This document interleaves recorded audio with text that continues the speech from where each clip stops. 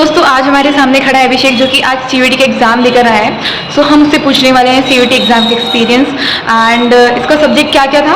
Political science, English और GAT. GAT, political science and English. तो आज हम पूछते हैं अभिषेक से कि इसका एक्सपीरियंस क्या था एंड किस तरीके का पेपर आया है एंड और जो बच्चे पेपर देने वाले हैं, हम पेपर देने वाले हैं, तो हमें और क्या क्या पढ़ना चाहिए आगे के एग्ज़ाम के लिए। ओके सो अभिषेक, पहले हमें ये बताओ कि इंग्लिश के पेपर में लाइक कैसा आया था, क्या आया था एंड क्या पढ़ने की ज़रूरत है ज़्यादा बच्चों को आगे। इंग्लिश में जो कि ग्रामर का वेटेज बहुत कम था और बेसिक क्वेश्चन थे और एंटोनिम्स और सिनोनिम्स के ज़्यादा क्वेश्चन थे, 7 to 8 क्वेश्चन थे और बाकी पैसेज बेस्ड क्वेश्चन थे। तो ओवरऑल इंग्लिश ईजी आया था।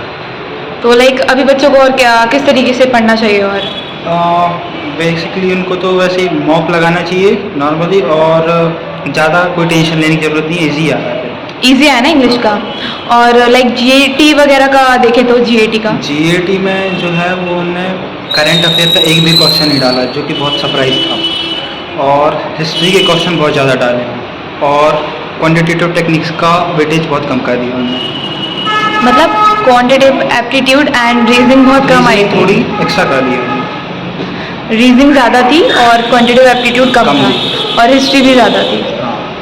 और जैसे जीके वगैरह का देखें हम, उसमें तो ज़्यादा कुछ एक भी क्वेश्चन नहीं आया, कुछ भी नहीं था। हिस्ट्री बेस्ड ही था। तो लाइक कल का थोड़ा डिफरेंट था, आज का थोड़ा डिफरेंट है। हाँ, और स्टैटिक्स में भी एक ही क्वेश्चन आया था।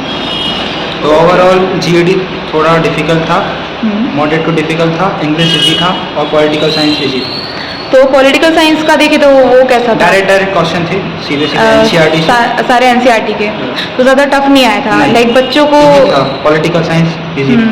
तो किस तरीके से पढ़ना चाहिए पॉलिटिकल साइंस में भी बच्चों को? पॉलिटिकल साइंस में बेसिक फैक्ट्स याद रखो और ज़्यादा कोई डेट्स वाले क्वेश्चन आए नहीं थे, तो उतना ज़्यादा पैनिक करने की ज़रूरत है नहीं और बस एनसीईआरटी से पढ़ो, बस उतना ही आएगा।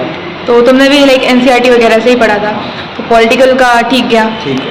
तो लाइक ओवरऑल देखा जाए तो जीएटी का जो पेपर है थोड़ा सा मॉडरेट था, जैसे कल का पेपर आया था उससे, तो ज़्यादा मेहनत करने की ज़रूरत है बच्चों को।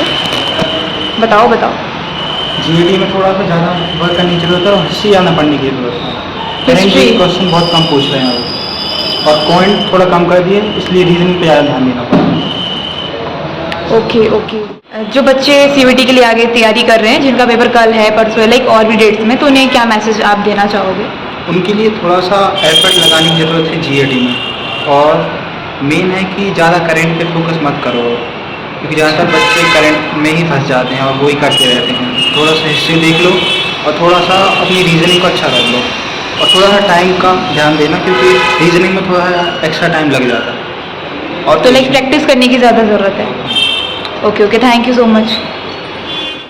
सो देखा जाए तो जीएटी जो है मॉडरेट से डिफ़िकल्ट था एंड इंग्लिश की बात की जाए तो जैसे एंटोनिम्स एंड सिनोनिम्स जो हैं उनके 7 से 8 क्वेश्चंस आए थे एंड ग्रामर थोड़ी सी कम दिखी एंड पैसेजेस हमें ज़्यादा कम दिखी ना।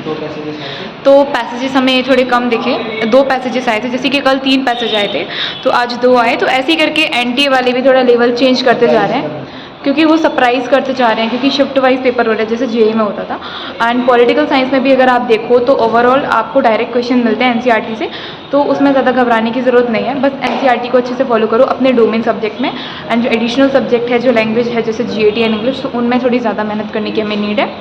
तो बस यही था हमारा आज के पेपर का रिव्यू।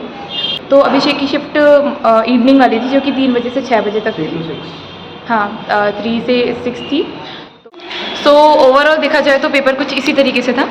तो बस यही था रिव्यू आज का। तो thank you so much for watching guys इस वीडियो एंड और भी जो हमारे फ्रेंड्स हैं उनके जो एग्ज़ाम्स होते रहेंगे तो उनके जो शिफ्ट के रिव्यूज़ होंगे तो हम उनसे भी पूछेंगे। तो thank you so much for watching guys my video and bye bye and please अच्छे से स्टडी कीजिए, सब कुछ ठीक होगा।